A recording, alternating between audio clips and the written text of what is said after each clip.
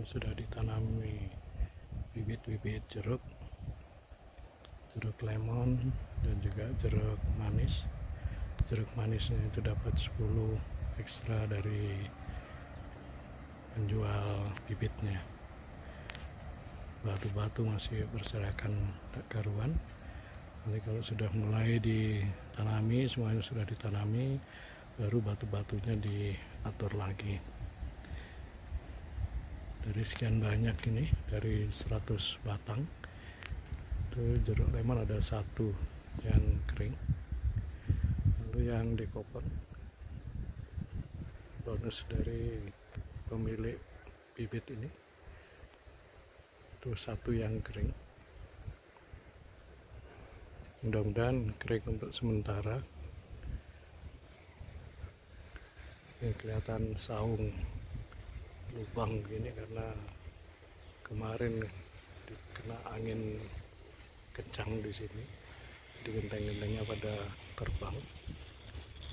Sedang dicari jalan keluarnya gimana supaya genteng-gentengnya tidak berserakan, berhamburan pada saat angin kencang di sini.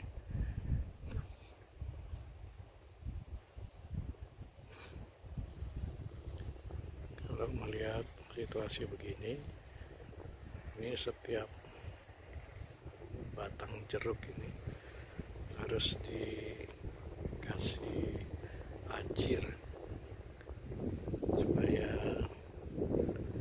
tahan kalau dia kena angin.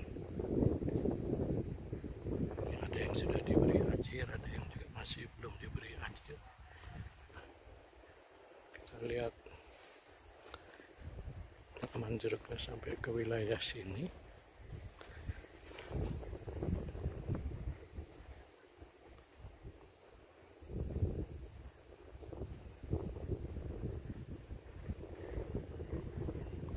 Bibitnya juga bervariasi, ada yang sudah besar, ada yang masih kecil.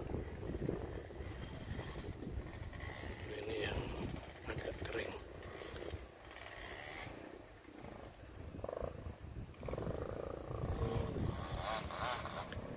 Itu yang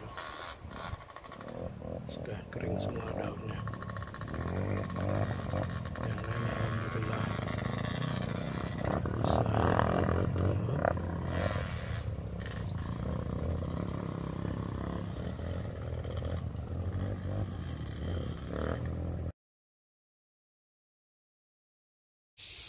Ini adalah tanaman jeruk lemon yang usianya sudah sekitar 1 tahun 4 bulan. Jadi ditanam pada bulan Januari tahun lalu, tahun 2020.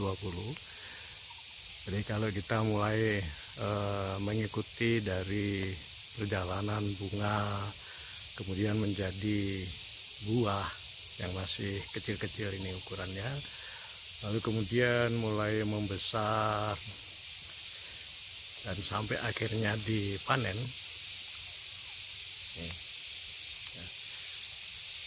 Tidak bisa diperkirakan satu pohon ini akan menghasilkan berapa buah dari jeruk lemon ya. Tapi kalau lihat seperti ini juga insya Allah cukup banyak buah yang akan dihasilkan. Hanya memang beberapa harus dipetik di awal supaya nanti buahnya bisa menjadi lebih besar ukurannya. Sebab kalau tidak, ya misalnya seperti 3 ini sudah cukup bagus. Kalau dibiarkan dia akan bisa sampai maksimal pertumbuhannya. Dan ternyata jeruk lemon ini pada saat dipanen itu bukan dalam kondisi dia sudah matang. Jadi yang dipilih justru adalah buah yang belum matang betul, seperti halnya buah pisang itu yang kemudian di karbit ya. Maka jeruk lemon ini pun juga ternyata diperlakukan sama seperti itu, sama-sama menggunakan etilen dioksid. untuk membuatnya dia menjadi kuning, karena mudah saja kalau dia masih hijau kemudian dikuningkan, usianya, jadi usia jualnya itu menjadi lebih panjang. Ini salah satu contoh buah yang sudah siap petik. Jadi tidak harus menunggu sampai berwarna kuning, warna semu kuning aja ini sudah harus diselamatkan. Sebab kalau tidak, nanti contohnya seperti yang salah satu yang sudah jatuh kira-kira seminggu yang lalu, ini sudah terlihat dia berwarna kuning. Jadi ukurannya sudah mencukupi untuk usia petiknya, lalu kemudian dari warnanya juga sudah masanya dipetik. Kalau kita lihat yang lain itu masih muda, dan ini kalau kita bekerja di kebun, maka tanaman pengganggu ini, gulma-gulma ini yang memang harus rajin dibersihkan.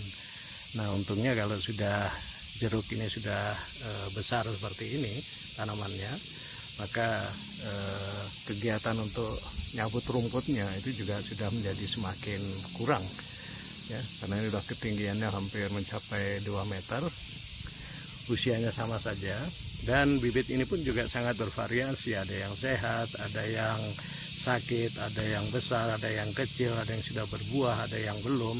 Jadi sekitar 10-15% bibit yang kita beli itu pasti akan menunjukkan gejala yang anomali.